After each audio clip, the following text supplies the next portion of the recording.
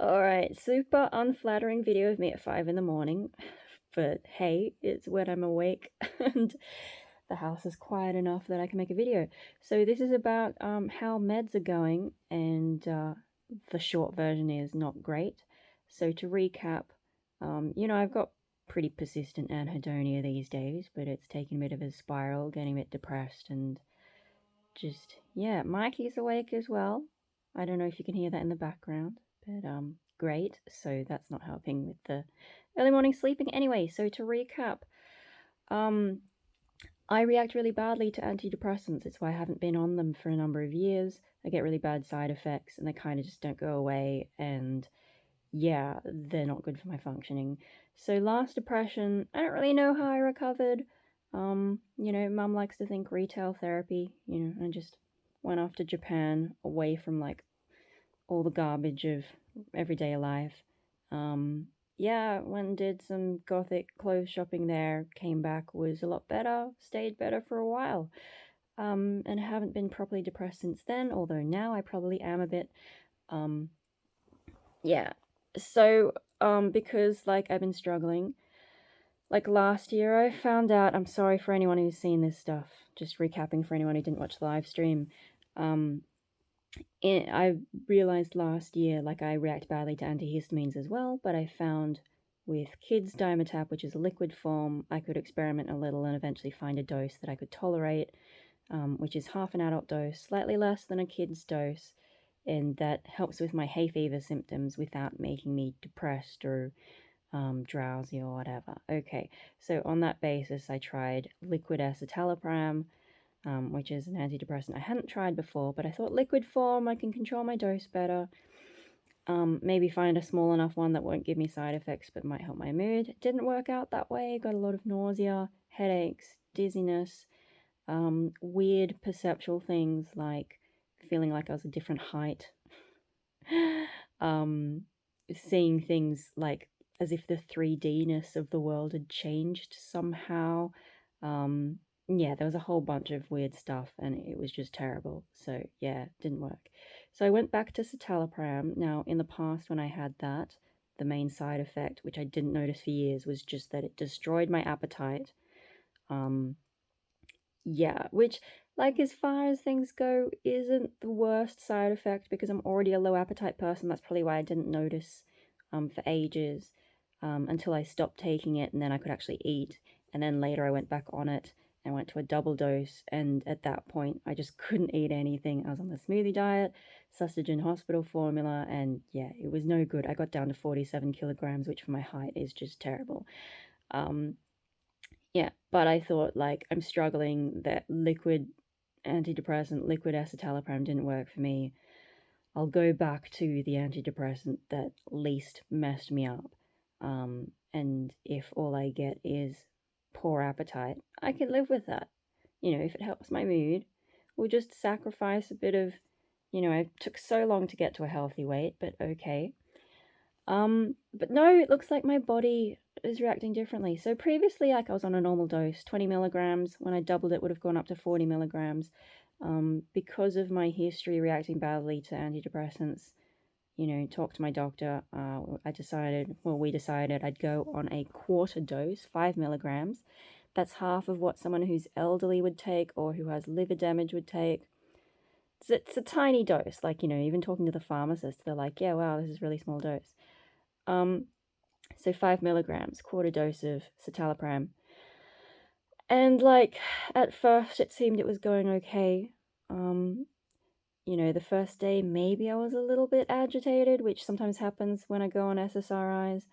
Mum seemed to think that almost immediately after taking it I was a little bit hyper. I think that's probably just placebo though, or I don't know, maybe that was the conversation, the nature of the conversation that night. But seemed okay. Although I did notice, like, I had one day where I was a little bit sleepy, one day where I was plenty awake. But since then, the sleepiness is just getting worse. So, what's today? Today's Tuesday. So, like, oh my God, my brother, I can hear him. Christmas Day, Saturday, I did all right. Like, I was at the Christmas party. I actually ate heaps. Like, my appetite has also been a bit weird. where like feel like I'm hungry almost all the time, but I also kind of don't want to eat, like I feel a bit gross.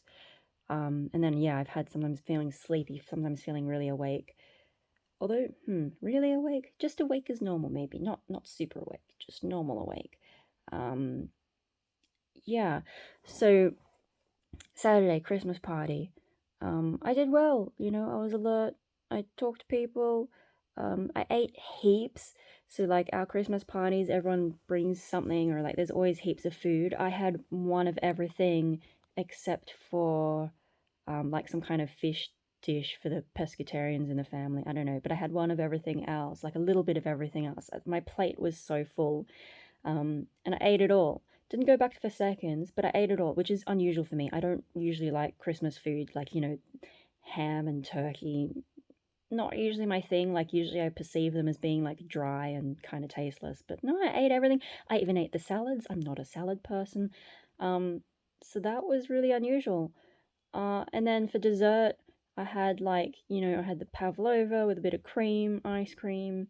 There was some flourless chocolate cake. I think the only thing I didn't have for dessert was the pudding. I'm not really a pudding person. I thought, But yeah, I had this huge plate of dessert and I was looking at it going, oh my God, there's no way I can eat all this either. But I ate all that as well. So yeah, both for lunch and the dessert, I thought, wow, I've been so greedy and put so much on my plate, there's no way I can eat it. And I ended up eating it all. Very unusual for me. Usually I'd go back for seconds for dessert, but I didn't.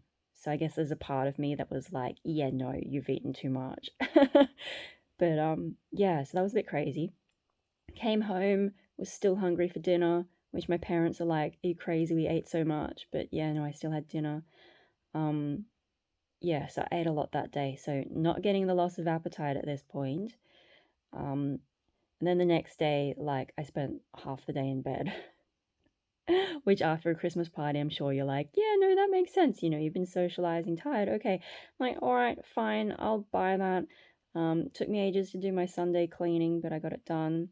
Okay, cool. But then yesterday, like you'd think after half a day sleeping it off, I'd be fine. But no, yesterday I was almost the entire day in bed. Like, I'd get up for a little bit, potter around, and then just feel really tired and head back to bed. Which just like, that's not normal. I couldn't get anything done yesterday. I was like, I have free time. I went to bed at like 8 p.m., which is really early for me. That's probably why I'm awake now at 5 in the morning. I've actually been awake since maybe 3:30. I read some stuff on the internet on my phone for a bit, and then tried to go back to sleep. But Mikey's awake. He woke up about 4:30, and then just not feeling sleepy because I've slept it off so much. But yeah, no, like it's screwed up my sleeping and I guess eating as well. Like just always feeling hungry. But like last night, was it?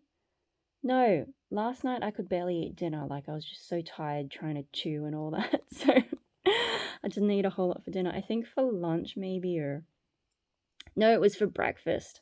Sorry, I'm so muddled up. For breakfast, like I usually just have toast. But then my brother came out and cooked some hash browns, and I had a hash brown and an egg right after having my usual toast. And like, because I was hungry. But then after eating all that, my body's like, you've eaten way too much. Although I still felt like I could keep eating a little bit. So I don't know. Like being hungry, I can deal with that. I probably just need to control it a little bit and eat at normal times. Otherwise, my stomach feels horrible. But yeah, I'm worried about the sleep cycle thing. And if it doesn't settle down, like I've got to be able to drive to work bonsai, right? So I'll see how I go for another couple days. But if I keep having like, really sleepy days is what I'm worried about. I'm not worried about being awake. And I seem to be pretty awake right now. So maybe today will be a better day. But I don't know, because like sometimes I'll be up for a bit and then the tiredness will just creep up on me really fast and I'll have to go to sleep again. So after I finish this video, will I just crash? I don't know. Like I'm still doing the morning pages from The Artist's Way, which is a terrible book. Do not spend a cent on it. It's horrible. But I've been doing those morning pages, writing 3 pages of, longhand whatever stream of consciousness. And I seem to have been doing okay with that, but then afterwards I'll just be really tired and sort of go and lie down again. So that might be what happens after this. Being awake though is fine, but if I crash, like, I can't drive if I'm feeling drowsy. And then to be at bonsai, like, am I going to be drowsy all day? I can't have that, so I'm a bit worried. And this is on a quarter dose of citalopram. This isn't a full dose. It's not even a half dose. It's a quarter dose, and I'm so messed up from it.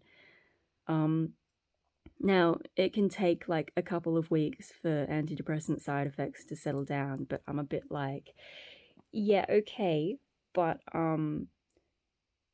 like a quarter dose, maybe the side effects are less than what I get on a full dose, but what about the antidepressant effect of it, like the thing that's supposed to help me? Am I getting enough of that side of things, or is it just all side effects at this point? I don't know. I'm like, so like exercise is meant to be, I'm sorry, my neck is getting a bit sore from speaking on a weird angle, but hey, I can't be bothered to sit up. See, I am a little bit tired even though I'm managing to talk. But yeah, so like exercise is meant to be good for mental health. But I was taking my dog for a walk, not yesterday, the day before. And I just like think sometimes on those walks I just start thinking morbid stuff. So like, yeah, maybe oxygen to your brain and whatever, exercise. I don't really experience the whole endorphins thing. You know how some people go for a massive run and they just feel really good and they want to keep running? I don't get that. It's not something I experience. I feel sweaty and gross after I've been exercising.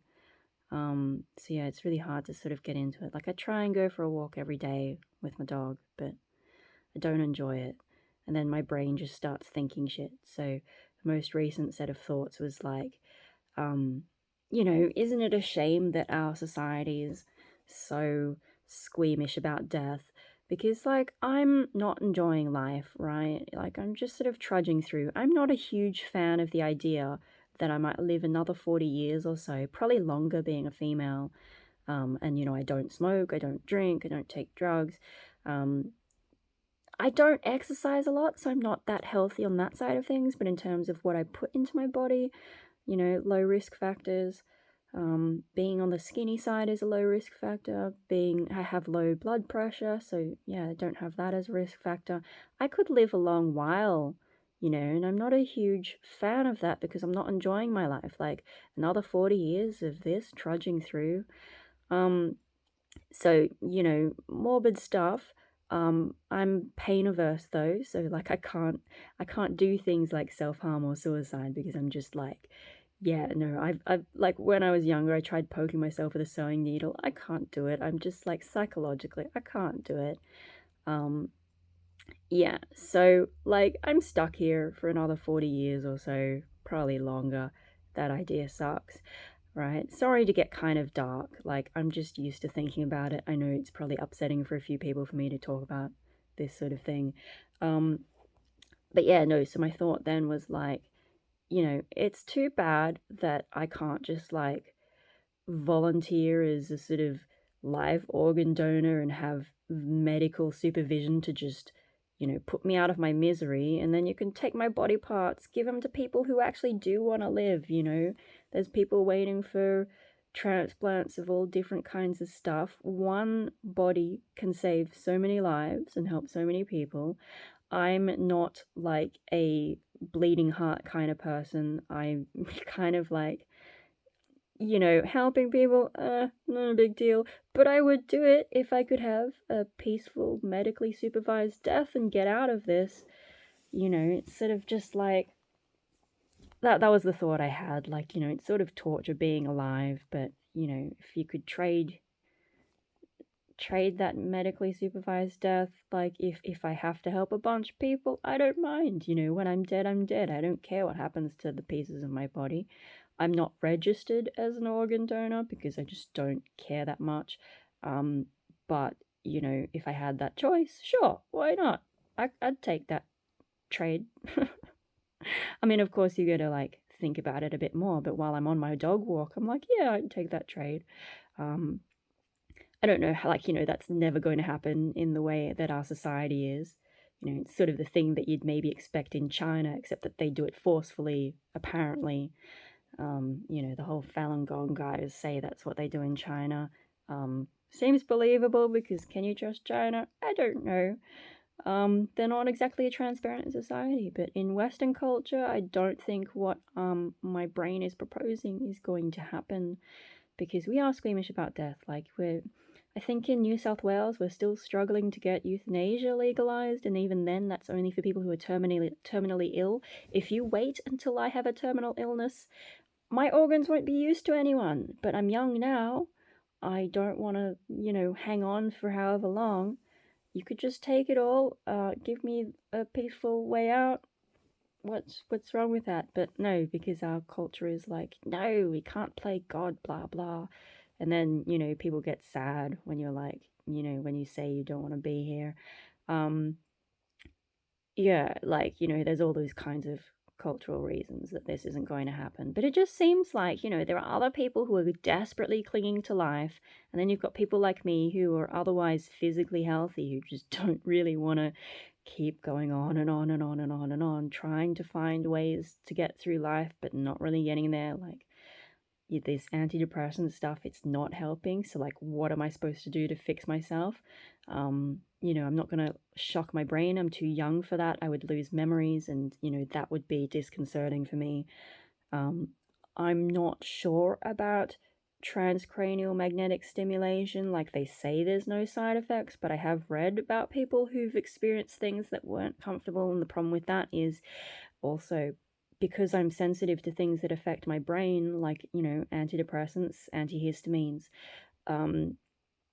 Like with TMS, you can't, like with drugs, if I take a bad medication, eventually it'll get out of my body and things will go back to relatively normal. Some research seems to suggest that taking like one antidepressant can have some permanent changes, but the discomfort I experience once it gets out of my body seems to go back to normal, right? The physical discomfort. Sadly, not the psychological discomfort, but whatever.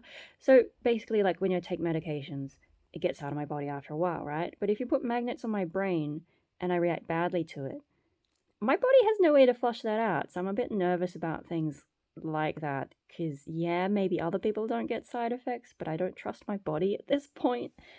So like, what am I supposed to do to recover from my issues? Because I haven't found psychologists who help, and I can't see a psychiatrist to get properly diagnosed because thanks to the COVID situation in New South Wales at the moment, they already are doing telehealth, and I can't really talk about some of the things I want to talk about via telehealth. And then some of the psychologists, like the last psychologist was useless, and I would have been better off just talking to YouTube instead, just venting, because that's half of what I did then. And some of the exercises she had me do are just stupid, like, getting me to pretend to be a tea bag and write down, like, yes, I'm a tea bag. I feel this. Other tea bags, I don't know. It was the weirdest. Her methods were very out of date and useless and kind of lazy. Like, I don't know if this woman ever actually helps people unless they're already a bit, I don't know. I don't know where to get help for my issues. And so, yeah, here I am, 5 a.m. Not sure what to do with myself, but I'm not feeling optimistic about the citalopram, but I don't know what else to do. So I'll stay on it. Like, I've taken 5 quarter doses, so I've been on it for 5 days now, and I don't know, it's just sort of thrown me around a bit. I don't know what today's going to be like. Yeah, so this is where I'm at right now. Not feeling great about it. But I give it another day or two. Then if I'm not feeling better, I might have to just go off it so that my body can get rid of it and I'll be okay to drive to Bonsai, because I am trying to keep working at least that job. Because I think it's good for me, but yeah. I don't know, that's the problem with trying medication, because I don't know how I'm going to react. And if I react badly, then I can't work at all. which, yeah, no, I think I need some kind of, like, the weekly routine of going to bonsai, or maybe I could just reduce my bonsai hours. I don't know. I don't know what I'm going to do. Everything's a bit screwed up. Yeah, but so these are some 5 a.m. thoughts, and I guess I'll just, like, go to the bathroom, try and go back to sleep, or I don't know if I get up. If I get out of bed, what am I going to do with myself? I don't even know. I don't even know what I want to do. I guess because I don't want to do anything, anhedonia. I could show you, like, I got a thing for Christmas, which might be kind of fun, although no one really enjoyed. I'll tell you about that later, maybe. Yeah, okay, so I guess this is the end of the video. I don't know what else to say. Just, yeah, not feeling optimistic. Not doing great. If the antidepressant has helped me in any way, it's more that just that I'm so distracted by physical symptoms that it's a little bit hard to feel some of the more emotional, depressing stuff. If I think about it, I do get pretty upset. But yeah, a lot of the time I'm just like, oh my God, this physical stuff, which I think my parents actually asked me, like, why do people self-harm?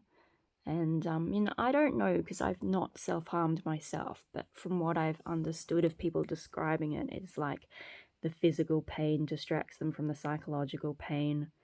And maybe my experience of antidepressants is a bit like that. Like, the only reason I'm not wallowing all day is because I'm so distracted by being tired or overly hungry or stomach pains or whatever else it happens to be. Otherwise, is it helping? Not really. And, like, there are other ways I could distract myself. I could play video games with heavy metal in the background. Stardew Valley, that's what I used to do. Stardew Valley with heavy metal in the background. Unfortunately, I can't stream it or upload it if it's got heavy metal in the background. But yeah, so, like, I could film some stuff for you guys, but yeah, no, if I need the heavy metal in the background, that's not going to work. Just because some of the music in some of those video games is just like, don't want to listen to it. But yeah, no, farming while you're, like, got some screaming grr in the background. That was, yeah, what I did. But, then that's unproductive. But on the other hand, if I'm just feeling crap, I'm being unproductive anyway. So maybe I should just play video games instead of taking medication that just makes me feel more crap. But physically crap instead of psychologically crap. I don't know. There's just some more thoughts, and I think, yeah. Now, I know Paper Vampire always makes fun of me because I feel like I'm wrapping up a video and then I don't. But I'm waiting for more thoughts to come. Don't think they're coming, so I guess that's it. What's coming next? I don't know. Yeah, I don't know. I think that's it, guys. So, hope you're having a better Christmas New Year period than I am. Oh dear.